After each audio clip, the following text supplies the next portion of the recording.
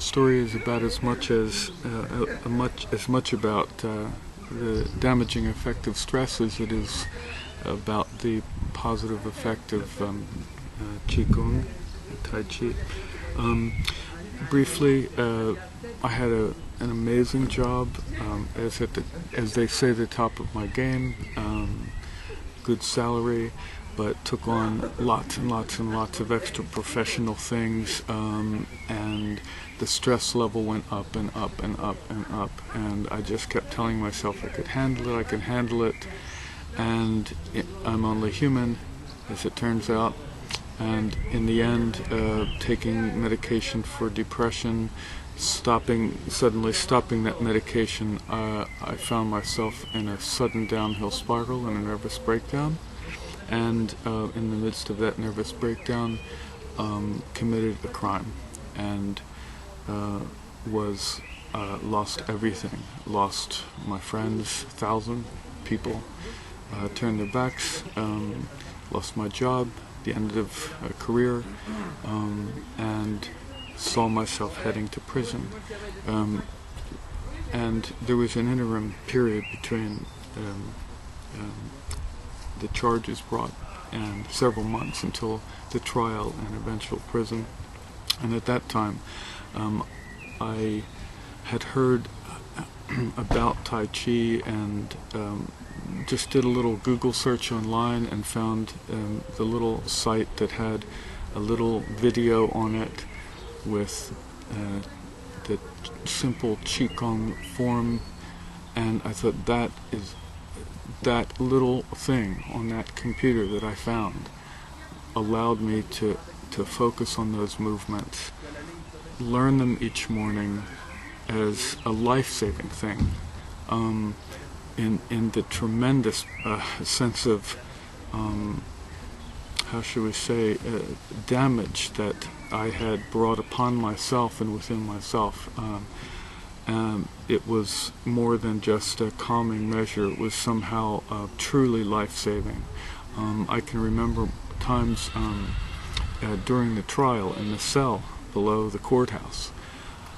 Some people kill themselves. It's that imposing upon the senses to be in that kind of a circumstance. Horrible.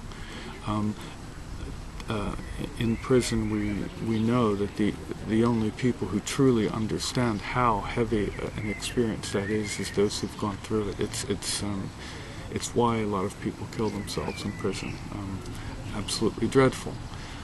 But I ran to Tai Chi, the little simple movements that I knew in those times of extreme stress, as I can remember, as I said, in the prison, in the cell under the courthouse, and just, I must do this, I must calm myself down, or I can lose it. And I have seen men lose it in prison when that door slams and that lock is bolted, that door will not open, and it's a horrible, horrifying experience. And Tai Chi saved me from that as well. The calming influence, the recentering, all that Tai Chi explains itself to be. The centering of oneself as a person, the sense of unity with what's around, the balance of the yin and yang, the restructuring of the energies. These things are not just bedtime stories. They are how we work.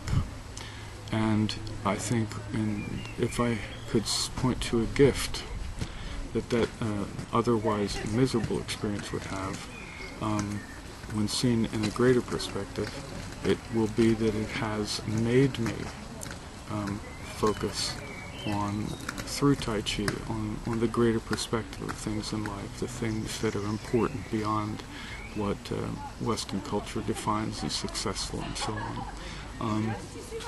In prison, I remember the first day out on the exercise yard in one of the most notorious and difficult prisons in England, an absolute madhouse, and the exercise yard lined with hundreds of thugs and some fairly dangerous people, and saying to myself, these people are going to go in and out of my life like a feather on the wind, and this is about my survival. And I started practicing Tai Chi out in the exercise yard, just in the middle of the yard.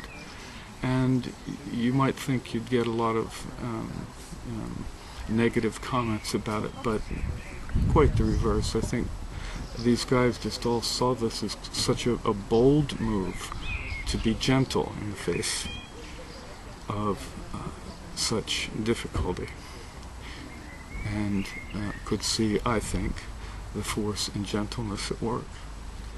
And as a result, people would ask me about it. I'd see guys at other prisons. They move you on, as you may know. Some years even down the road in different prisons, oh, you're the guy who did Tai Chi out on the exercise yard at that horrible place. I said, yeah. Are you still doing it? You bet. So I'm choking up a little bit, but it is it's pretty poignant to look back at those times. And I think coming out of prison and back into the world, I think part of the end of the story would be that society is very slow to forgive. Even though it's punished, it's not satisfied that you've done your time, so to speak. It wants to continue to persecute. It's a shame to see fellow human beings feel that way, but they do. And I am pressed when I look at my life now. I am continually pressed to find the salvation that I can find in this life, to be the same that is there for everyone, and that is to attain the greatest perspective on what is truly meaningful in life is, and that is the great all, or the great nothingness, however one's philosophy wants to describe it, and continue to see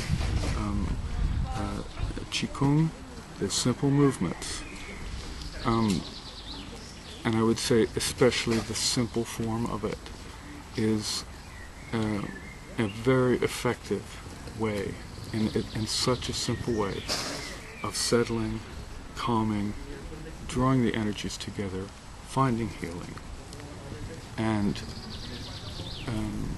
a sense of unity, that greater sense of purpose and perspective that is our place in this lifetime.